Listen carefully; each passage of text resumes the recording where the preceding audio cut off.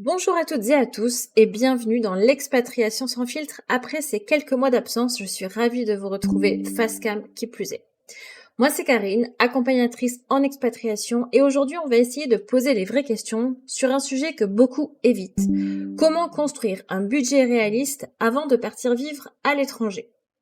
Parce que rêver, évidemment que c'est important, mais partir sans une vision claire de ses finances, c'est prendre un risque énorme. Et ce que je vois moi très souvent, ce sont des projets qui sont bons sur le papier, dans la théorie, des personnes motivées, prêtes à changer de vie, mais qui se retrouvent en difficulté uniquement parce que la partie financière n'a pas été anticipée correctement. Et ce qui est intéressant, c'est que dans la majorité des cas, ce n'est pas un manque de motivation, ni un manque de courage, c'est simplement un manque de visibilité. Alors je suis absolument pas là pour casser vos rêves, bien au contraire, je suis là pour que vous les réalisiez, mais sans la partie illusion. Et un budget solide, c'est vraiment la base de tout projet d'expatriation qui tient dans le temps. Alors pourquoi est-ce que la plupart des budgets ont tendance à être faux? La première chose qu'il faut comprendre, c'est que la plupart des budgets d'expatriation sont faux parce que la majorité des gens vont sous-estimer le coût réel de l'installation, vont oublier les imprévus, surestimer leur capacité à générer des revenus rapidement et ne prennent pas toujours en compte l'impact du stress financier sur leurs décisions. Un stress financier, c'est quand vraiment on panique parce qu'on sent que l'argent ne va pas rentrer correctement. Et là, c'est vraiment un point clé parce que le stress financier, c'est pas juste une question d'argent, c'est une question de posture. Quand vous êtes stressé financièrement, vous n'avez plus du tout le même niveau de recul. Vous prenez des décisions plus rapides, parfois moins réfléchies, et vous allez avoir tendance à accepter des situations qui ne vous conviennent absolument pas, et vous entrez dans une logique de survie plutôt que dans une logique de construction, donc vous ne profitez même pas. Une autre erreur qui est très fréquente dans ce domaine, c'est de comparer le coût des vacances avec le coût de la vie réelle. Or, on sait tous que vacances et vie quotidienne n'ont absolument rien à voir et que quand vous êtes en vacances, vous êtes dans une espèce de bulle, dans une expérience courte, souvent agréable, souvent optimisée pour le plaisir, et vous ne voyez absolument pas tout ce qui est contrainte administrative, vous ne gérez pas les abonnements, vous ne voyez pas les dépenses récurrentes. La vraie vie, elle, en revanche, est beaucoup plus stable, beaucoup plus répétitive et souvent bien plus exigeante financièrement. Alors on va en 5 étapes comment faire. Étape numéro 1, définir votre coût de base mensuel. Avant même de penser à partir, vous devez être capable de répondre précisément à cette question. Combien va me coûter ma vie chaque mois dans ce pays? Et là, il ne s'agit pas d'une fourchette vague, il s'agit vraiment d'un chiffre qui repose sur des éléments concrets. Vous devez inclure le loyer, bien évidemment, les charges telles que électricité, eau, internet, gaz éventuellement, l'alimentation, les transports, le téléphone, l'assurance santé, les éventuels impôts locaux et bien sûr vos dépenses personnelles. Et pour bien comprendre l'impact de cette étape, je vais vous donner un exemple très simple. Imaginez 2 personnes qui partent dans la même ville. La première va prendre une colocation, cuisine la plupart du temps et a un mode de vie assez simple. La deuxième, en revanche, elle prend un appartement seul, mange souvent à l'extérieur et sort régulièrement. Conclusion, elles ne vivent absolument pas la même expatriation financière. Et ça, c'est important de le comprendre. Mais les deux sont parfaitement OK, tant que ça les rend heureuses. Le pays ne fait pas le budget, c'est votre mode de vie qui va le faire. C'est pour ça qu'il est essentiel d'être honnête avec vous-même.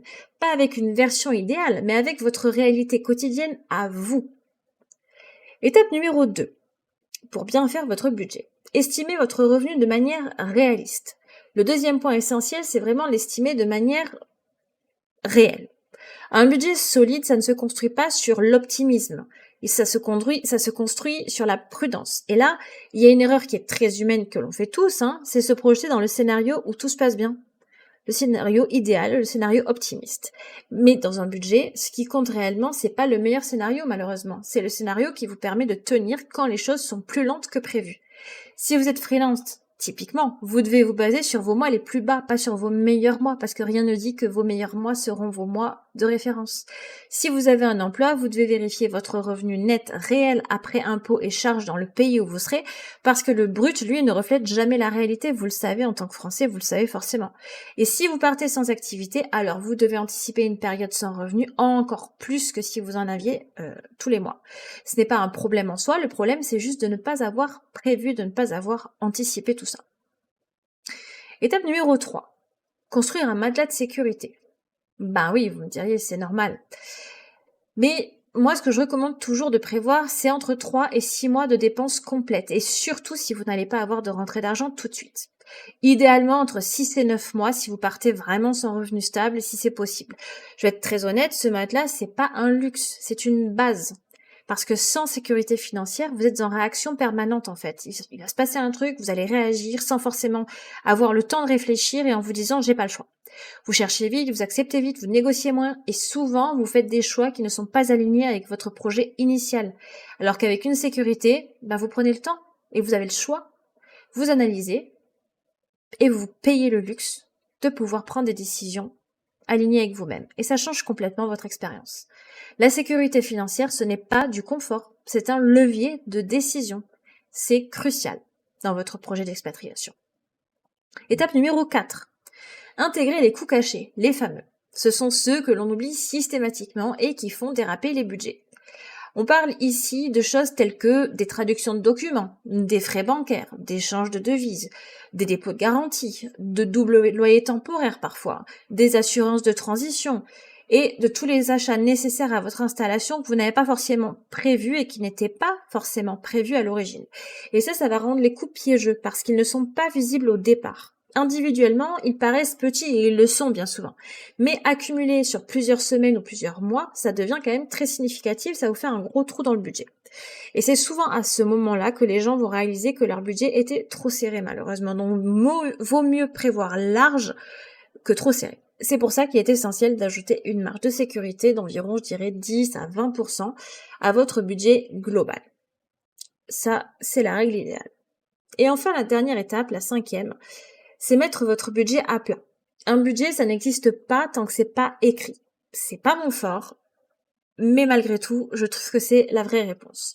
Vous devez créer un tableau clair avec vos dépenses d'installation, vos dépenses mensuelles, vos revenus estimés et ajouter une ligne pour tout ce qui va être imprévu. Faites vraiment un brainstorming pour trouver tous les imprévus possibles. Vous devez vous projeter sur plusieurs mois parce que votre situation à l'arrivée, ça ne sera pas votre situation au bout de 3 mois. Et c'est là que beaucoup vont se tromper. Ils pensent le court terme, mais pas la continuité. On se dit, oh oui, je verrai dans 3 mois ou dans 6 mois. Et à ce moment-là, posez-vous une question simple au moment de ce tableau. Est-ce que ce projet est viable financièrement dans sa forme actuelle? Est-ce que j'ai bien pensé à tout? Et si oui, est-ce que c'est OK? Si la réponse est non, ce n'est pas un échec, ce n'est pas grave. Cela veut simplement dire qu'il faut ajuster certains paramètres. Et les paramètres à ajuster sont multiples. Ça peut être le pays, ça peut être attendre encore un petit peu, ça peut être un tas de choses. Donc en conclusion, construire un budget réaliste, c'est pas du tout être pessimiste, c'est être stratégique et réaliste, comme je dis souvent. C'est vous donner les moyens de tenir dans le temps, d'éviter le stress, de faire des choix qui sont alignés avec votre projet de vie. C'est un vrai luxe. Parce qu'au final, l'objectif, c'est pas juste de partir et on verra. C'est de tenir, c'est de construire, c'est d'être bien et c'est d'être heureux et de se construire une meilleure vie. L'idée, c'est de vous sentir bien dans cette nouvelle vie. Vous partez pas pour une vie moins bonne. L'expatriation, c'est pas un décor Instagram, c'est un changement de vie. Et un changement de vie, ça se prépare. Alors si vous voulez aller plus loin, dans mon programme Easy Expat, on construit ensemble un budget personnalisé, adapté à votre profil, à votre destination et à votre situation concrète. À vous quoi. Merci infiniment de m'avoir écouté, pensez à vous abonner si ce n'est pas déjà fait, et je vous dis à très vite pour un nouvel épisode de l'expatriation sans filtre. Ciao ciao.